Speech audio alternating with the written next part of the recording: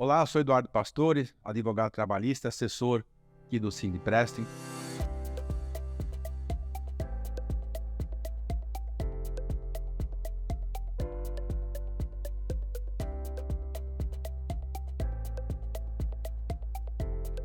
O governo federal, o governo Lula, sancionou uma lei 14.611, agora em 2023, que trata da discriminação salarial de gênero. O que essa lei traz de novidade? Ela estabelece alguns mecanismos de punição para a empresa que praticar a discriminação salarial entre homem e mulher, ou homem, mulher, mulher, tanto faz. Havendo a discriminação, a lei pune. E vamos começar então pela punição, pela condição que a lei impõe para as empresas, que fazem com que muitas tenham necessidade de cumprir essa lei e tenham que ficar muito, muito atentas para cumprir a lei e não pagar essas multas. O que essa lei diz, resumidamente? Que, havendo a discriminação salarial dentro da empresa, a pessoa que se sentir discriminada, e pode ser a mulher, o homem, tanto faz, ela vai ingressar com uma ação trabalhista, que pode ser que, em comprovando a discriminação salarial, o juiz pode fixar uma multa de até 10 vezes o salário dessa pessoa que foi discriminada. Então, é isso que o empregador tem que pagar de multa a título de discriminação. Sendo que essa multa dobra, esse valor dobra, se por acaso a empresa for reincidente. Além desta multa, a lei também estabelece uma outra que corresponde a 3% da folha de pagamento da empresa, com mais de 100 empregados, limitado até 100 salários mínimos, para essa empresa que praticou a discriminação salarial. Ou seja, nós temos uma multa, então, individual de 10 vezes o salário da pessoa que sendo discriminada, além de 3% de multa em cima da folha de pagamento, folha de salários da empresa, e também existe a possibilidade desta pessoa que se sentiu discriminada entrar com uma ação trabalhista e pedir também dano moral, que redunda também numa outra pena, numa outra multa para a empresa. Portanto, esses três castigos, vamos colocar assim, econômicos para a empresa, fazem com que a gente já tenha que ficar olhando com muita atenção para essa lei e alertar as empresas a necessidade de obedecer o que está escrito nela. Esse é o primeiro aspecto da lei. Segundo, que nos preocupa bastante, a lei estabelece essas multas porque há na empresa discriminação salarial, ou seja, você tem duas pessoas exercendo a mesma função, a princípio que está na lei, houve a discriminação. Esse que é o problema dessa lei, é um dos problemas que traz muita preocupação. Por quê? Nem sempre o empregador que paga um salário diferente para pessoas que estão na mesma função, às vezes até trabalhando em empresas diferentes, isso decorre da discriminação salarial. Muitas vezes, essa condição de você pagar um salário diferente para pessoas que exercem até a função parecida ou similar em outras unidades, não decorre de discriminação, e sim da estrutura salarial. Ou seja, na composição da estrutura do salário entra, por exemplo, a questão da assiduidade, senioridade, qualificação, cursos e treinamentos, que fazem com que a empresa, em muitas situações, pague salários diferentes para pessoas que exercem funções iguais. E isso não tem nada a ver com a discriminação. Este é um problema dessa lei, que ela não deixa claro o que é o ato discriminatório. Com isso, não deixando claro o que é discriminação, a quem vai caber a função, a missão de dizer que uma empresa ela discriminou ou não um trabalhador no que se refere ao seu salário? Ao juiz do trabalho. Então, vejam, esta lei, no final das contas, ela vai induzir uma alta judicialização. Por quê? Porque a pessoa que se sente discriminada, ela vai ingressar com uma ação na Justiça do Trabalho e o juiz do trabalho é que vai ter que dizer se a empresa discriminou ou não o salário. Agora, vejam, para poder fazer isso, para o juiz do trabalho fazer isso e entender o que é discriminação, ele vai ter que conhecer e entender a política salarial da empresa. É por isso que essa lei traz também, num dos seus artigos, que as empresas vão ter que, inclusive as empresas que têm mais de 100 empregados, vão ter que, por exemplo, fazer os seus relatórios de transparência também para poder mostrar e demonstrar quais são as suas políticas salariais. Então, veja, quando você torna público a política salarial das empresas, esse é um fato muito, muito delicado para as próprias empresas. Por quê? Porque política salarial é informação sigilosa de cada empresa. Você paga um salário maior, inclusive afeta a questão da concorrência, justamente porque você compôs na estrutura do seu salário alguns benefícios que você não quer abrir para o seu concorrente. Pois bem, agora essa lei manda as empresas a cada 6 meses externalizar e fazer esses relatórios de transparência salarial para que fique claro quais são as suas políticas salariais e para que essa prática fique devidamente demonstrada que não se trata de discriminação salarial. Este é um outro problema desta lei. Ela foi muito detalhista nesse ponto, obrigando as empresas a abrir questões de política salarial, inclusive para sua concorrência.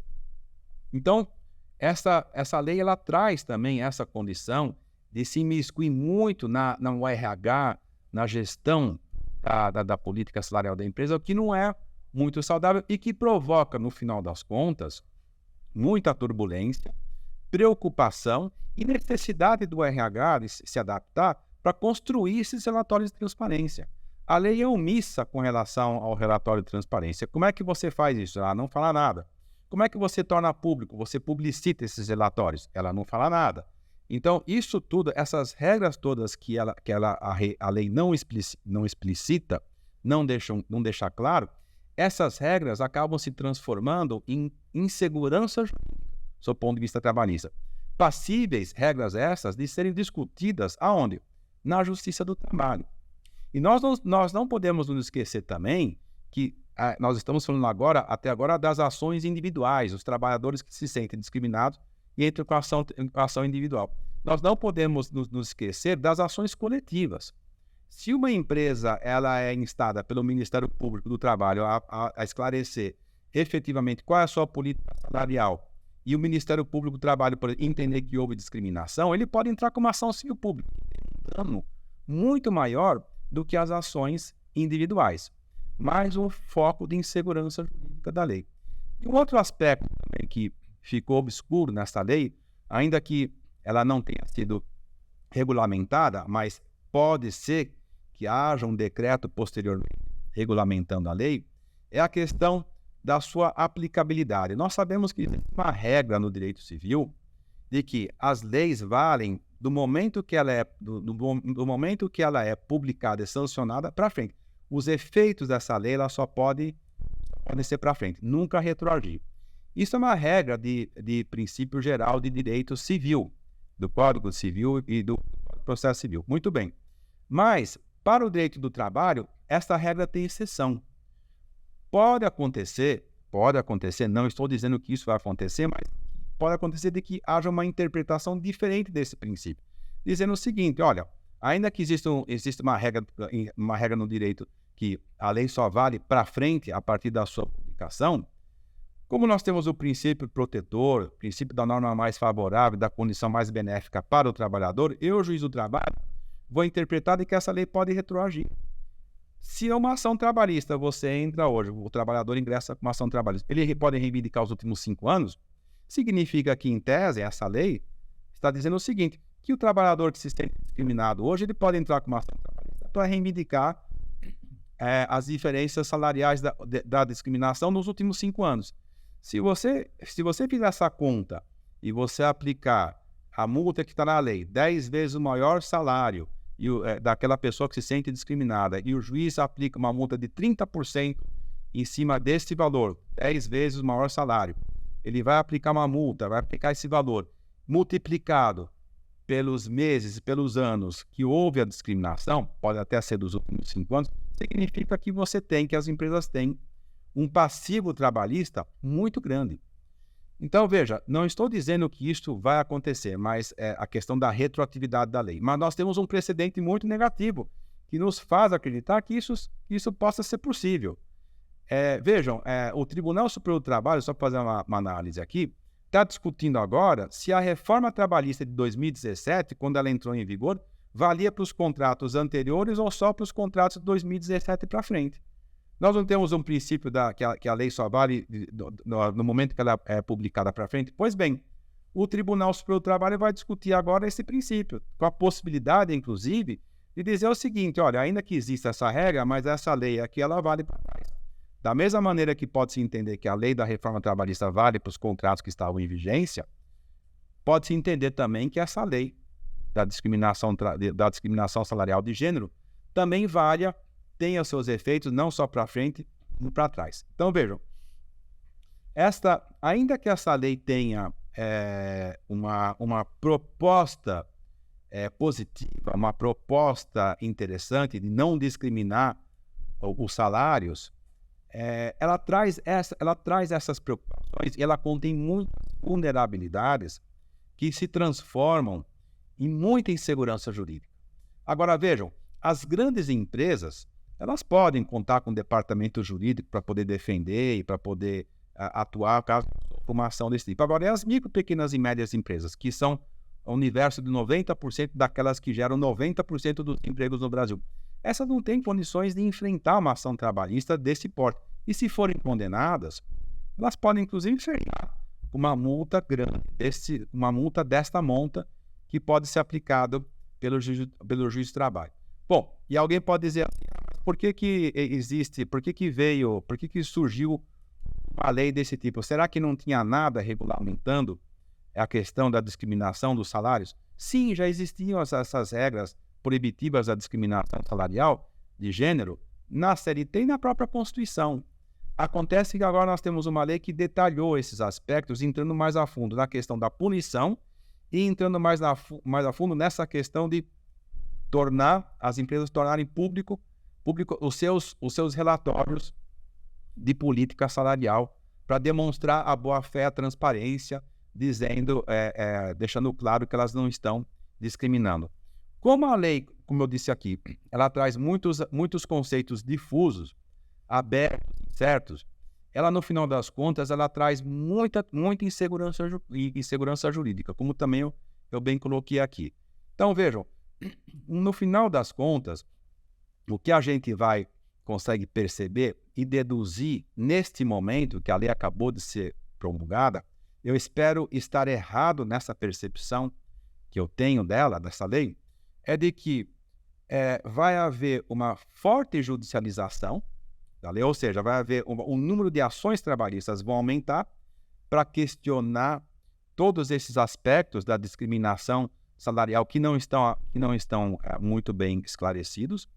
E também ela pode trazer, além da forte judicialização, uma grande insegurança jurídica interna para a empresa.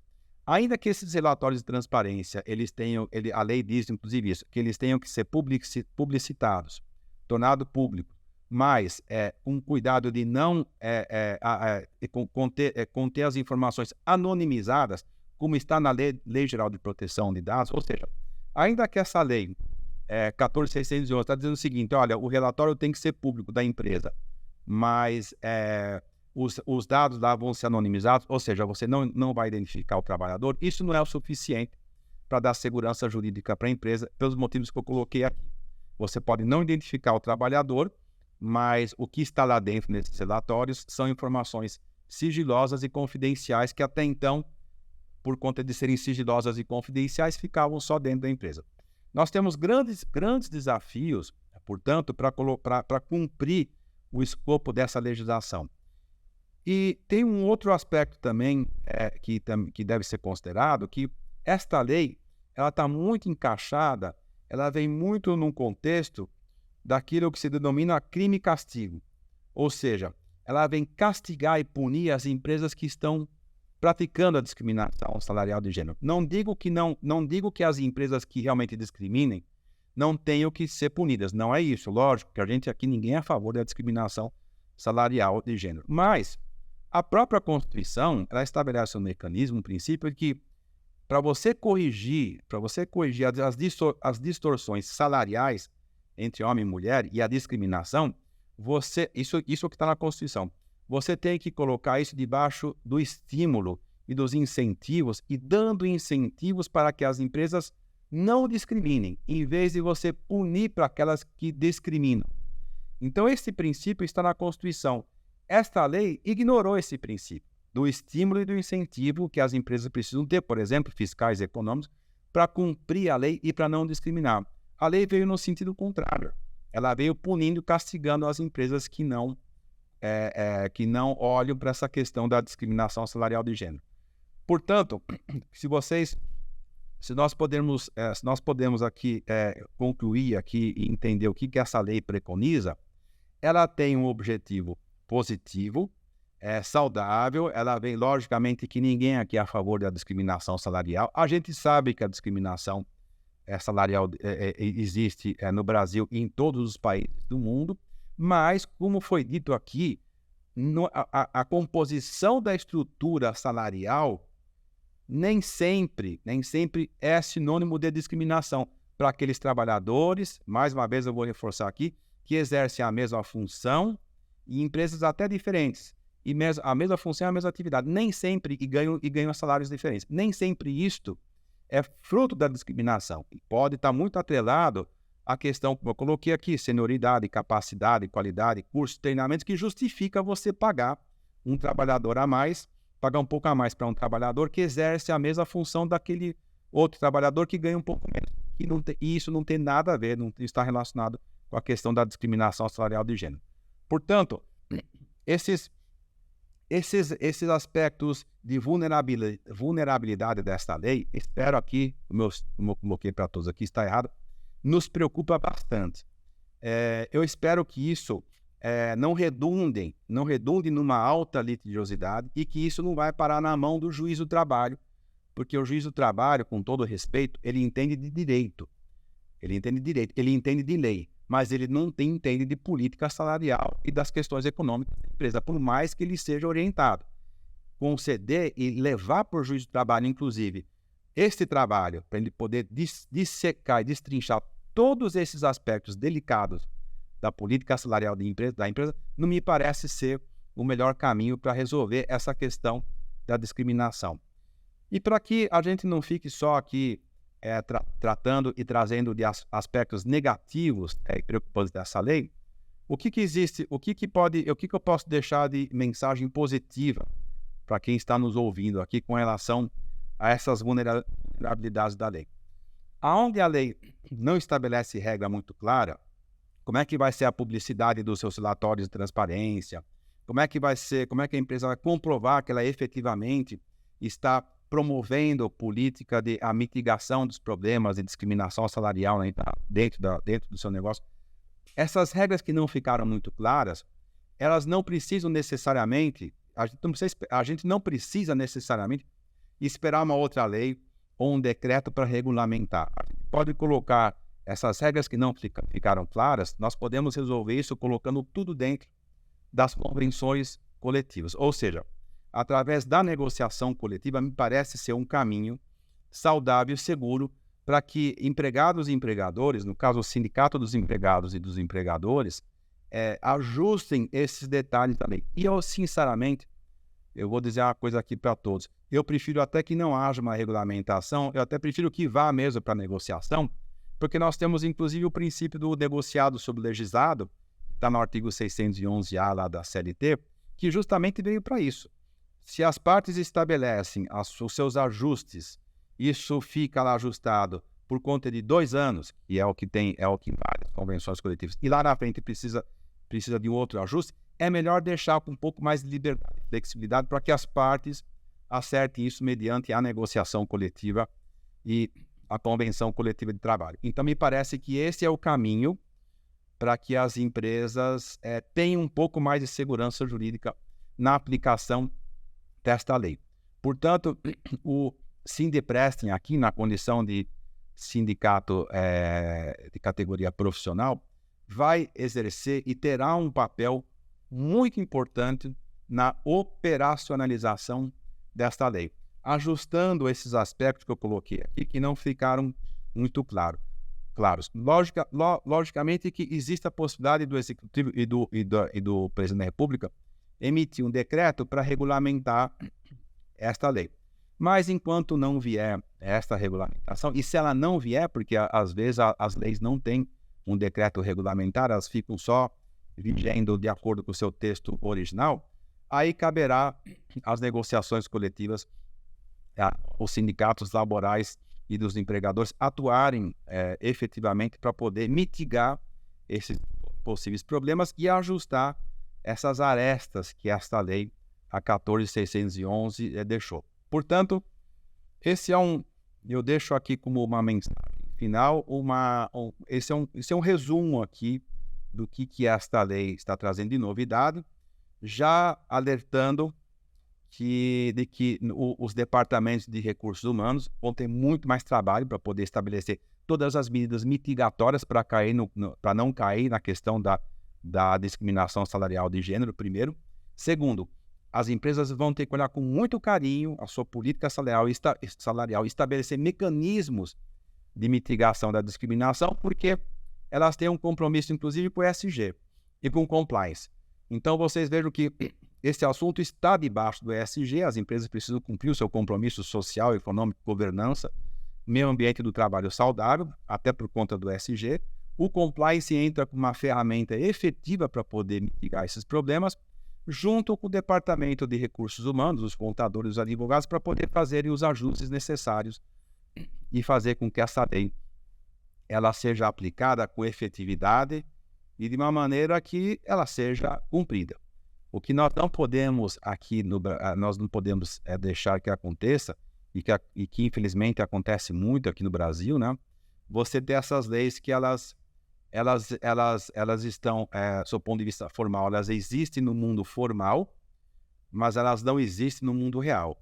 Ou seja, as famosas leis que não pegam. Nós não podemos deixar que essa lei caia no buraco das leis que não pegam, porque ela vem com um propósito muito importante, que deve ser notado pelas empresas, que é a questão da discriminação salarial de gênero. Portanto, vamos aqui olhar com medidas mitigatórias e positivas para poder tentar fazer funcionar bem a lei, a questão das convenções coletivas e olhar bem para toda a mensagem que essa lei nova nos passa, no sentido de que é preciso as empresas trabalharem cada vez mais com a questão da prevenção. Prevenção significa gestão, você mitigar os problemas trabalhistas, você resolver os possíveis problemas trabalhistas, matar no ninho, como se diz vulgarmente. Fazer com que esses problemas trabalhistas sejam resolvidos no campo da gestão das empresas, para que não tenham que ser resolvidos no quadro de um juiz do trabalho, do Ministério Público do Trabalho, da fiscalização do trabalho, que, com todo respeito, eles entendem muito de lei, eles entendem muito de ordenamento jurídico, mas pouco das questões econômicas que envolvem toda a questão de construção de política salarial das empresas. Então, essa é a mensagem que eu gostaria de deixar aqui para todos, para a gente agora ficar em alerta, lendo bastante todo o texto dessa lei e nos preparando, sob o ponto de vista da prevenção, para mitigar os possíveis problemas trabalhistas que possam surgir. Não nos esquecendo das negociações coletivas e das convenções coletivas, que passam a ser ainda mais instrumentos positivos de solução desses problemas e de ajuste naquilo que a Lei 14.611 deixou em aberto para a empresa. Eu estou aqui para responder algumas perguntas que alguns de nossos associados trouxeram aqui com relação à Lei 14.611, que trata sobre a discriminação salarial de gênero. Portanto, eu vou aqui às perguntas. Uma primeira pergunta que foi colocada aqui é com relação ao trabalhador que exerce a mesma função, na mesma atividade, faz tudo igual. No entanto, eles têm contratante diferente. Como é que fica o tratamento desse trabalhador, do seu ponto de vista da lei? Esse é um dos aspectos que não ficou claro dentro da lei. A lei é da 14.611, ela só diz que não pode haver discriminação.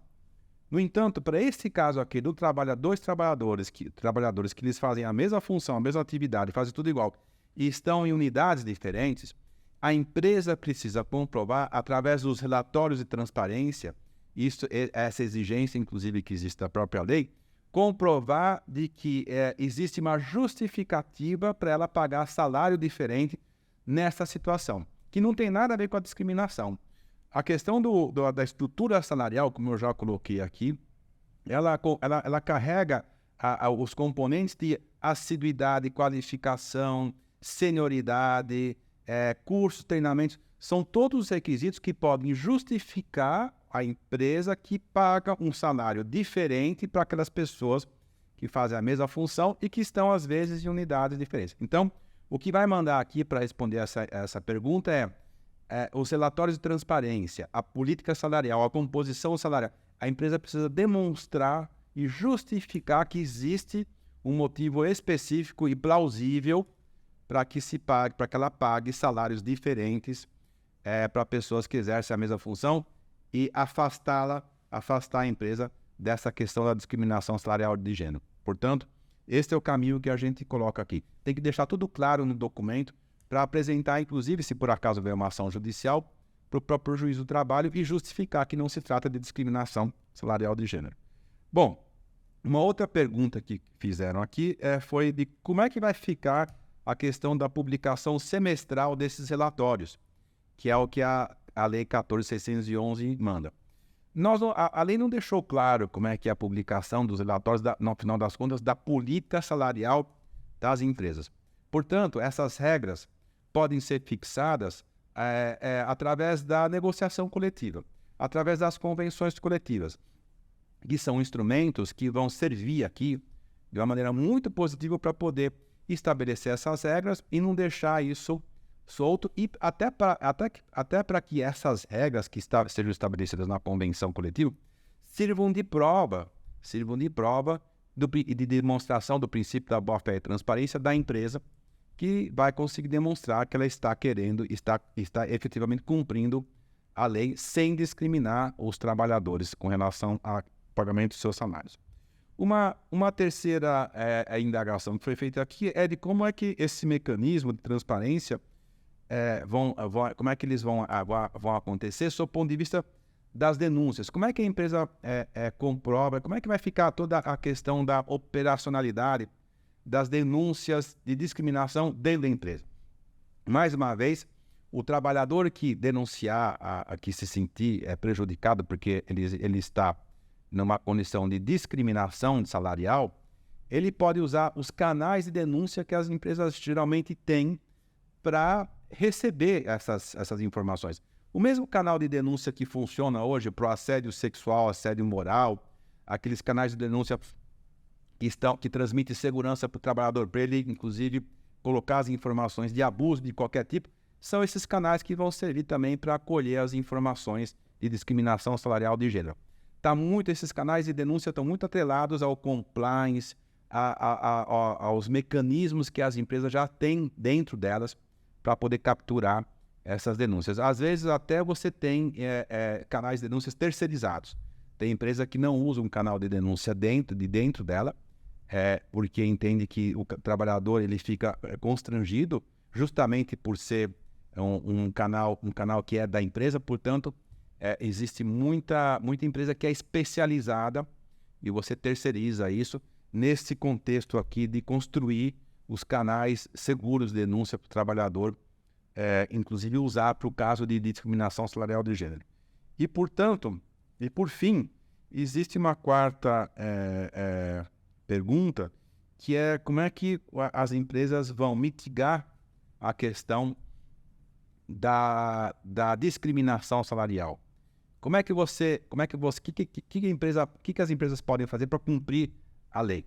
Mitigar problemas de discriminação significa o quê? Atacar fortemente na prevenção. Ou seja, as empresas vão ter que caprichar na prevenção, identificar uma possível irregularidade ou um desvio na questão da remuneração, com muita participação do RH, com a participação, inclusive, dos contadores, dos advogados. Ou seja, as empresas vão ter que fazer uma interpretação interdisciplinar desta condição e estabelecer políticas de mitigação desse risco. Eu uso essa seguinte expressão aqui, que fica um pouco mais fácil para entender. Tem que matar no ninho. Identificou uma possível discriminação salarial na empresa, é preciso implementar essas políticas preventivas, que estão muito atreladas à questão do compliance, inclusive, para mitigar esse problema e não deixar que ele transborde. e não deixar que ele saia da empresa e vá parar na mão do juiz do trabalho, do Ministério Público do Trabalho ou da fiscalização do trabalho. Então, mais do que nunca, as empresas vão ter que caprichar na prevenção. Eu já falo isso faz alguns anos, mas a melhor maneira que as empresas têm de usufruir da segurança jurídica trabalhista aqui no nosso ambiente, que é altamente inseguro, numa legislação trabalhista muito rígida, onde você tem conceitos muito vagos, é investindo na prevenção. Esta é a mensagem que eu deixo aqui para todas as empresas que querem ficar longe dessas consequências da discriminação salarial de gênero, que é o que essa lei 14.611 traz. Ela mostra quais são as consequências, quais são os danos que a empresa pode sofrer caso ela não olhe para aquilo que está aqui nessa lei, e vai muito no sentido da prevenção.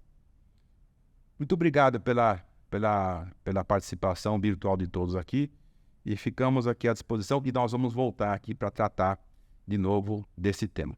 Muito obrigado.